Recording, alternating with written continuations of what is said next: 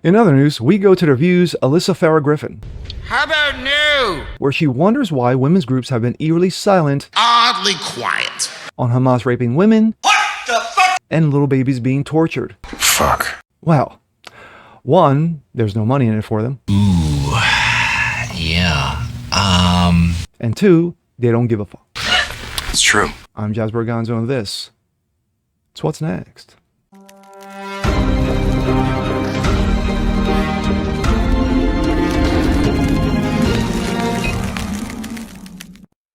What's up, everyone? Jasper Gonzo. What's Next? Your daily dose, common sense, facts, and salt. Hope you guys are feeling good today on this Tuesday. Well, this is a group, a show that I would normally never, ever touch. The View. Yes, The View, led by a group of cackling hens who know nothing about politics, nothing about pop culture, and yet they're still on the air after what? A decade? 15 years? Something like that? The last time The View was relevant in any way, shape, or form was when Rosie Big Mouth O'Donnell was on there, and you had I forgot her name. Oh my gosh, the blonde who would just lay into Rosie and just torture. It'll hit me afterwards, but damn. But anyway, to The View. Well, you had one co-host, Alyssa Farah Griffin. She was wondering out loud why women's groups have been eerily silent on the whole situation between Israel and Hamas.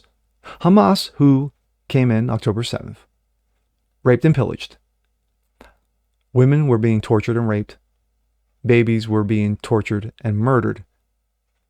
And yet, these vaunted women's groups, have been quiet. So she wonders out loud. And here we go. This comes out of Breitbart. Alyssa Farah Griffin, women's groups silent on Hamas sex crimes, devastating. We'll play her comments just a bit. Alyssa Farah Griffin told her co-host on Monday, ABC's The View, that she is devastated by the silence of women's groups on Hamas raping Israeli women. Farah Griffin, I'm still devastated. We're 2 months since this war has begun, and by silence for women's groups in this country about rape being used as an act of war in this attack. I wonder why. She continued, the fact that sexual violence is used against Israeli women and a majority of women's groups in this country have not come out and denounced it.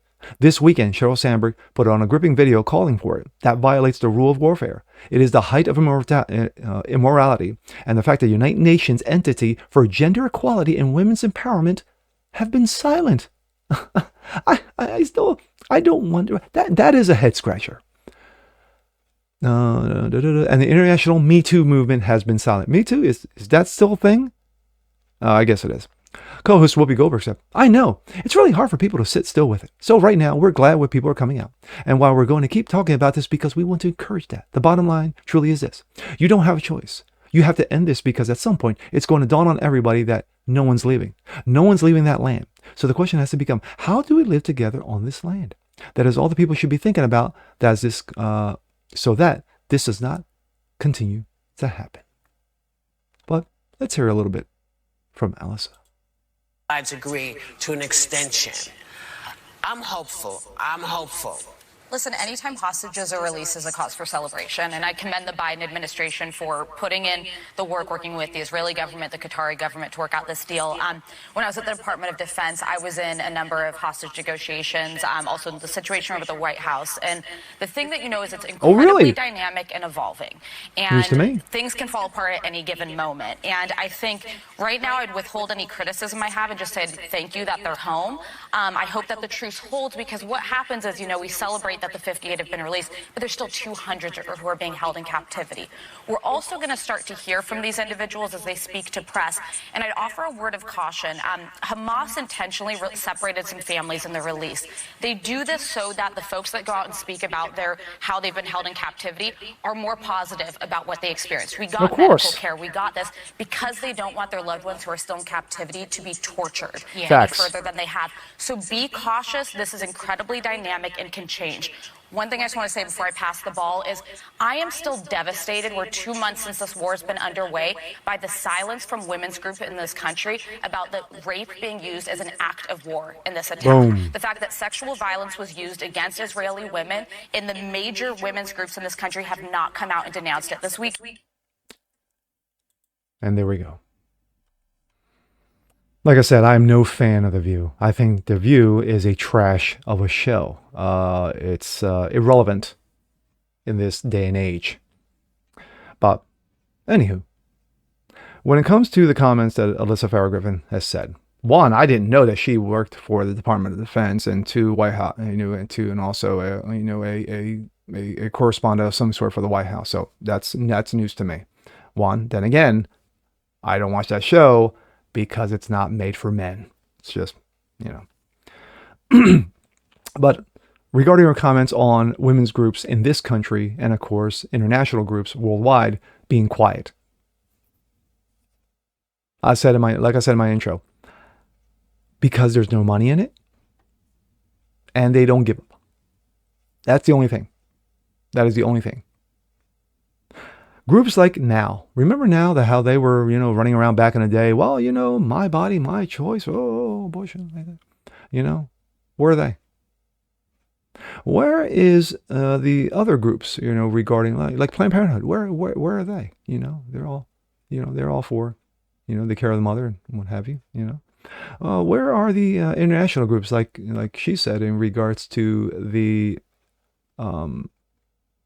gender and equality and equity and diversity, inclusion groups, coming out of the UN. Where are they? Chirp, chirp, chirp.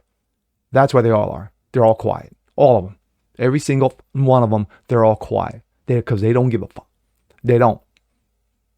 Because they look at it as in, what's in it for me?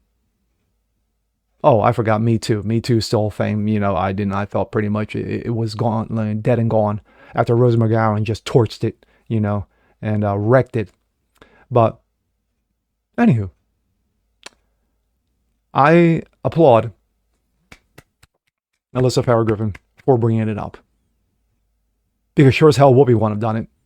And the other cackling hens on that damn show wouldn't have done it as well had she not done it. So, good for her. But